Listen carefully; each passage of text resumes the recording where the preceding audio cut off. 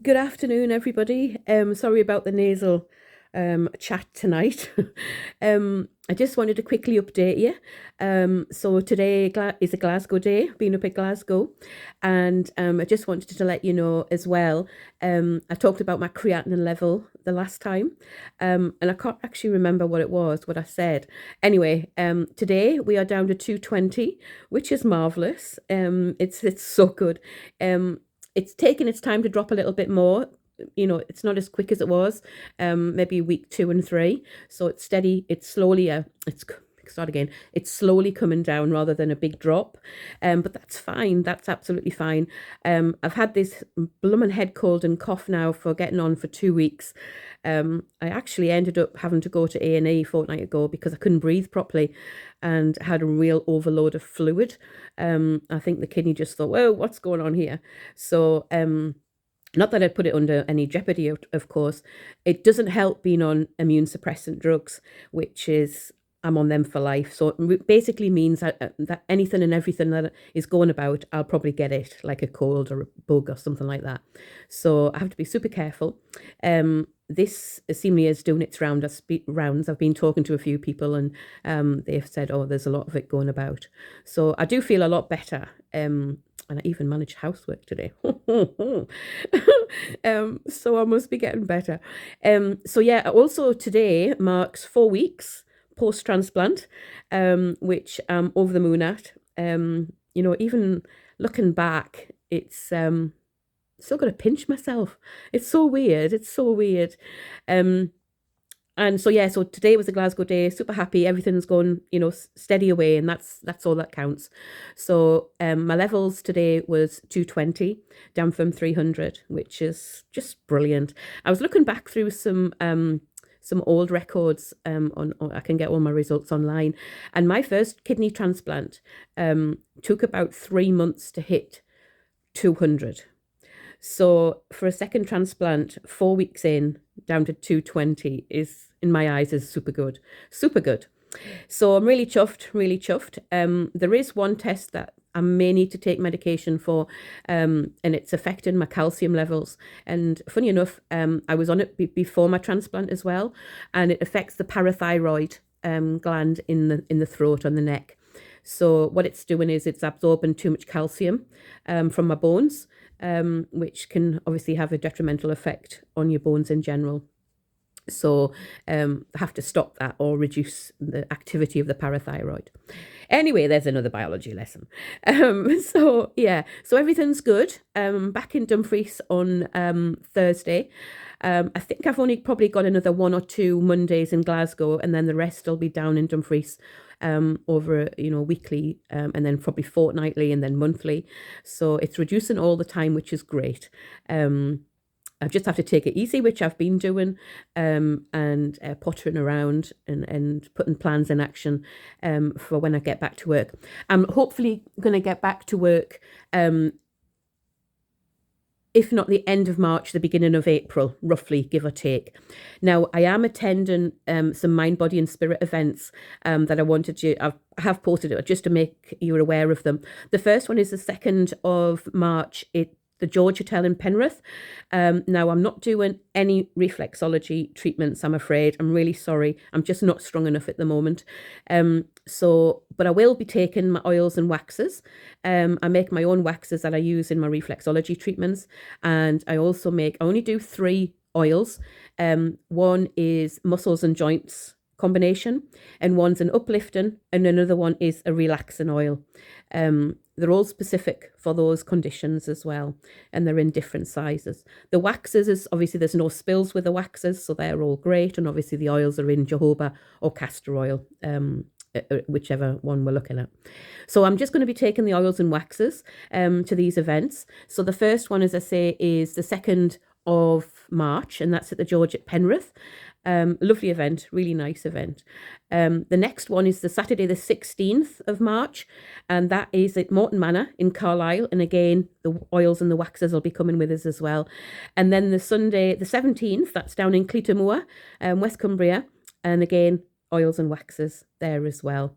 So as I say, hopefully the by the end of March, I'm just giving myself plenty of time to recuperate. There's still a little bit of swelling in my where my kidney has been put into the abdomen, and it's really close to the surface, the kidney as well.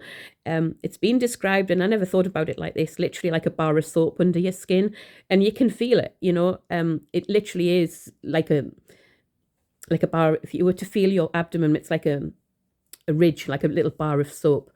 This is quite a big kidney, so it's quite a big chunk of soap. Anyway, we'll digress. So so yeah, there's still a little bit of swelling on there. The side scar, so it kind of comes around, as I said, I think the last time. My right hand side scar is healing nicely. There is a little bit of, there's going to be a scar that's quite big, and then it'll taper down like that. And that's just the way it is. You can't do anything about it. So hey ho, you know. Also, I don't know what people think about this. Again, just relaying back to my first transplant, it took me 9 months to write to the donor family. I don't know, I had such a weird feeling about looking back when to write my letter, of thanks and gratitude, and obviously love and respect to the family concerned. And it took me 9 months. I didn't know when to do it, to be honest. I found it really difficult to pick a date.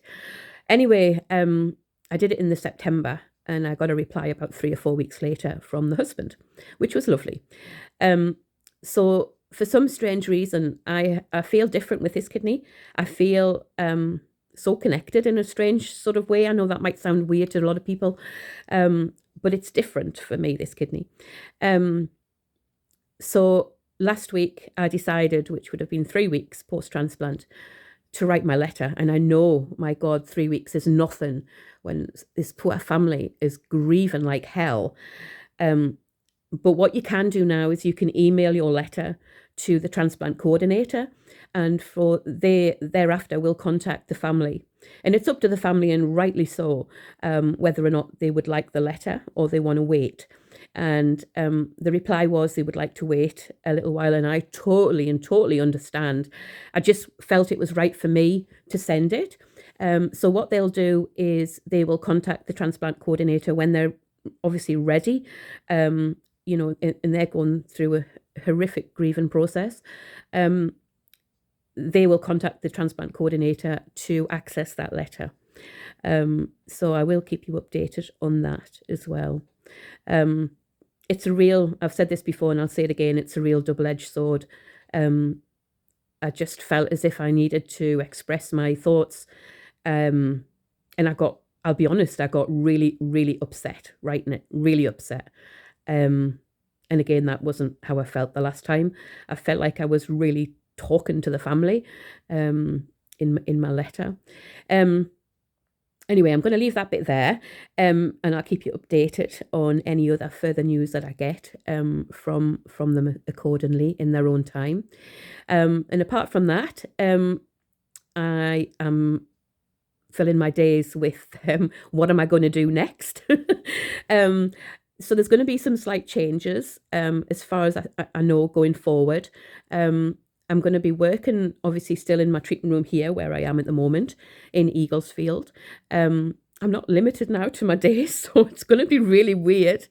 The day of my phone call, I did post news coming, I think, or update coming soon or something like that.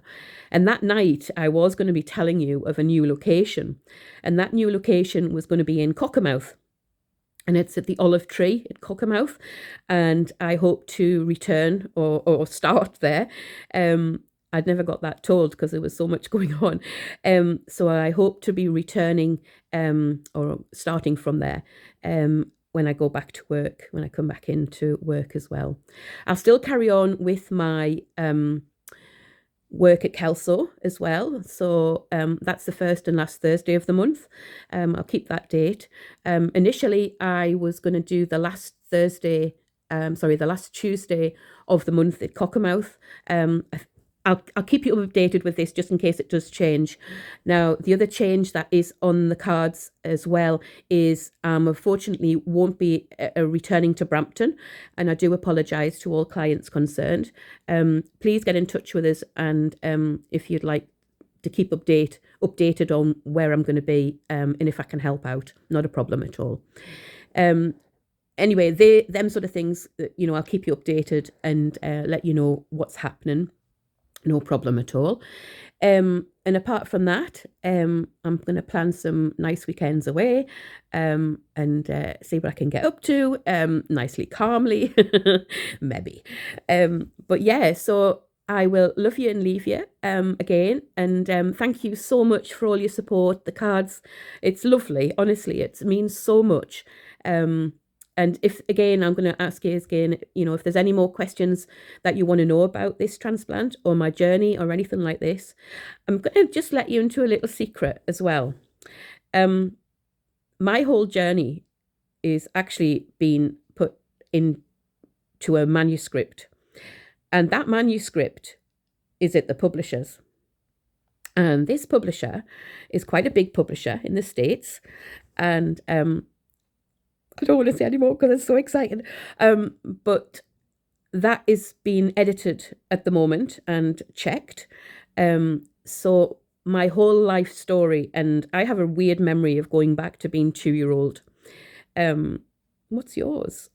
When do you remember back to? Because everybody thinks I'm weird at 2-year-old. Anyway, so my whole life, which covers growing up, school, da-di-da, living in the pub, things like this. And then my work, I worked in travel agents, and I used to drive HGVs in the continent and in the UK. My illness, and then dialysing the first time, transplant, traveling, working in India and Dubai, and then unfortunately renal failure again, and transplant. My book finished 31st of December 2023. So I've already been asked for book number 2.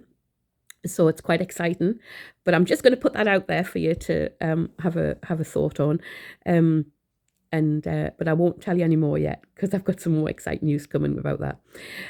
Anyway, I'm going to love you and leave you. Thank you so much, and we'll speak soon. Take care.